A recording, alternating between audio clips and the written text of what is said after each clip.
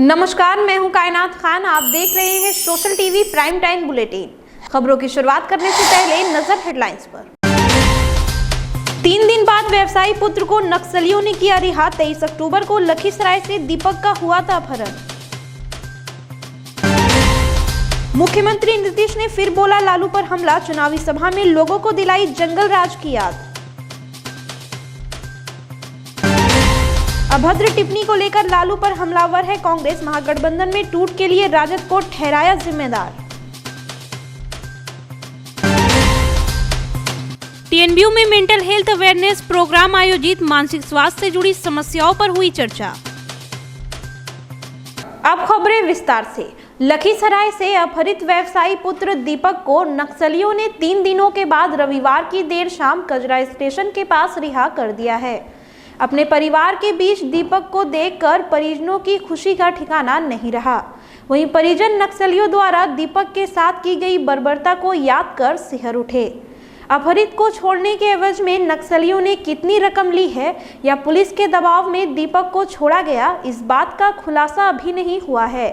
चर्चा है कि दीपक की रिहाई के बदले नक्सलियों ने मोटी रकम ली है, लेकिन परिवार वालों ने इससे इनकार किया है। मालूम हो कि 23 अक्टूबर की देर शाम पीरी बाजार के चौकड़ा राजपुर गांव से नक्सलियों ने दीपक को उसके घर से ही अगवा कर लिया था।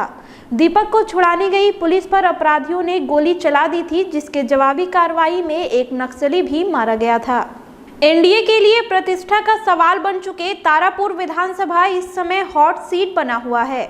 सभी पार्टियां अपने अपने प्रत्याशी की जीत सुनिश्चित करने के लिए क्षेत्र में पसीना बहा रहे हैं। लगातार दूसरे दिन सीएम नीतीश कुमार ने तारापुर के संग्रामपुर में चुनावी सभा को संबोधित करते हुए एनडीए प्रत्याशी जदयू के राजीव कुमार सिंह के पक्ष में वोट मांगे। नीतीश ने लोगों को जंगल राज की याद दिलाते हुए कहा कि जब मौका मिला पति पत्नी ने 15 वर्षों तक बिहार को लूटा। मुख्यमंत्री ने अपने शासनकाल की उपलब्धियां गिनाते हुए कहा कि सबसे ज्यादा व्यवसायी और डॉक्टरों का पलायन किसके कार्यकाल में हुआ था, इसे जनता नहीं भूली है। सबके उत्थान के लिए प्रयास किया गया। अब पहले जो होता था भूलिएगा मत, याद रखिएगा कि किस तरह से लोग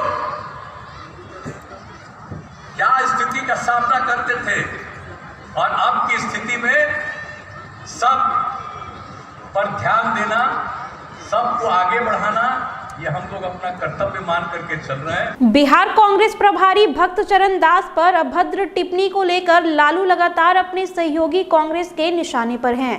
सोमवार को चुनावी प्रचार के लिए तारापुर जा रहे कांग्रेस के पूर्व केंद्रीय मंत्री शकील अहमद ने भागलपुर में लालू को खूब खरी खोटी सुनाई। उन्होंने गठबंधन में टूट के लिए लालू प्रसाद को जिम्मेवार ठहराया और कहा कि कांग्रेस कभी भी अपने नेताओं के प्रति अभद्र भाषा बर्दाश्त नहीं करेगी। उन्होंने दोनों जगहों पर कांग्रेस प्रत्याशी की जीत का दावा करते हुए कहा कि कांग्रेस ही एकमात्र पार्टी है जो बिहार की बिगड़ी व्यवस्था को पटरी पर ला सकती है।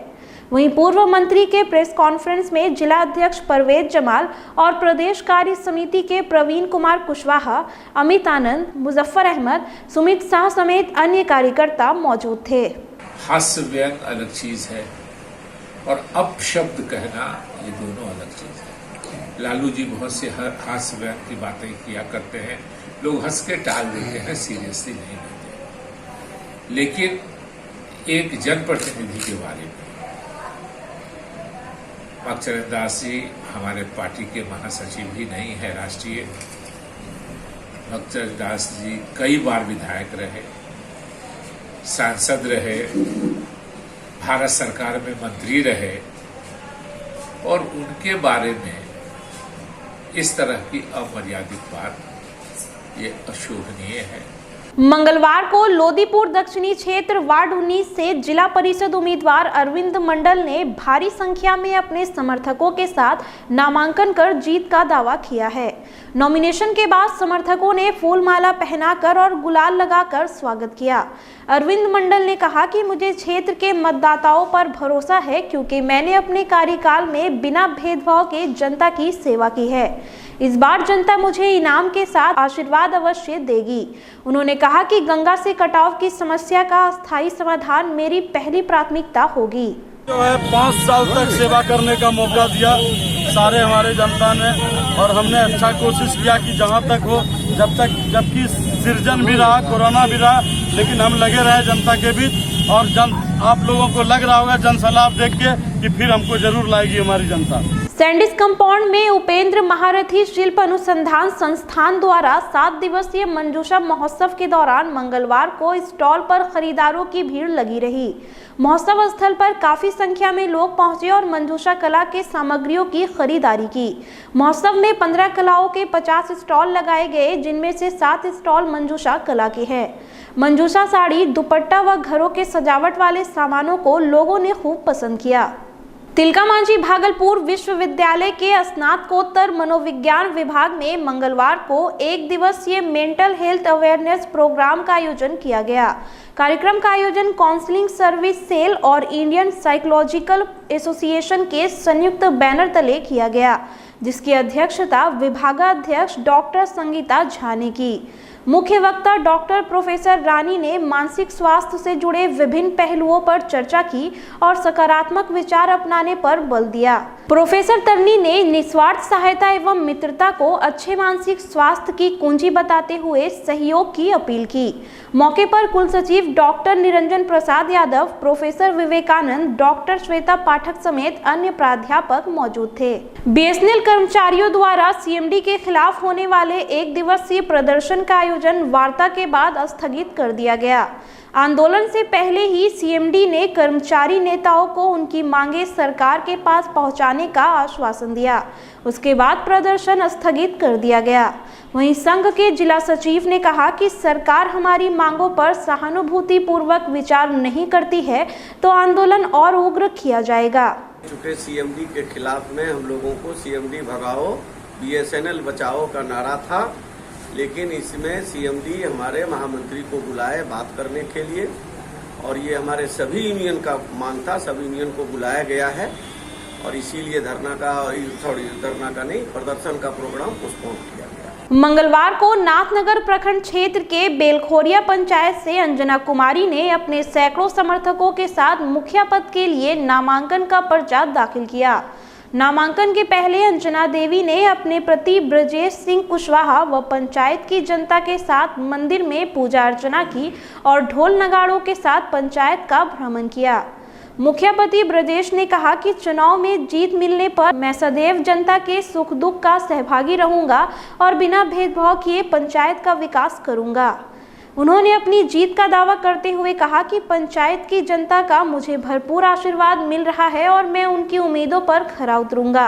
अगर जनता का आशीर्वाद मिला तो बेलखोरिया पंचायत का हर जनता मुखिया बनेगा। कितना समर्थन मिल रहा है आपको? भरपूर समर्थन मिल रहा है। क्या लगता है इस बार? एकदम फुली सपोर्ट से जीतेंगे। नाथनगर में 8वें चरण में होने वाले पंचायत चुनाव को लेकर नामांकन कराने के लिए प्रखंड मुख्यालय में प्रत्याशियों की काफी गहमागहमी रही। मंगलवार को प्रखंड के निसंबे पंचायत से प्रीति कुमारी और बेलखोरिया पंचायत से रूपा कुमारी ने मुखिया पद के लिए नामांकन का पर्चा दाखिल किया। वहीं नूरपुर पंचायत समिति सदस्य के लिए संगीता कुमारी, निसंबे पंचायत से पंचायत समिति सदस्य के लिए दीपक कुमार दयाल ने अपना नामांकन दर्ज करवाया। मेरा मुद्दा रहेगा जनता का सेवा करना और पंचायत का विकास करना, और क्या कहते जो काम नहीं हुआ है आज तक वो मैं करूँगी। कोशिश करूँगा, जो मेरे ऊपर विश्वास की जनता की है, मैं उस पर ईमानदारी से खरा उतरूँ। यूको बैंक के अंचल कार्यालय द्वारा सतर्कता जागरूकता सप्ताह चलाकर जनता को जागरूक किया जा रहा है।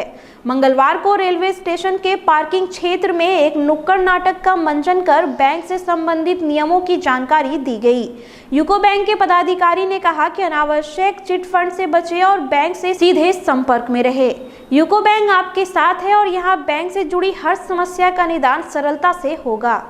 हमारा मेन पर्पस है सतर्क रहे, सजग रहे और जो करप्शन से बचिए, क्योंकि अगर आप सतर्क नहीं रहेंगे, आप ईमानदारी से काम करते हैं, किसी से एक पैसा भी नहीं लिया, फिर भी आदमी आपको चीट करके चले जाएंगे।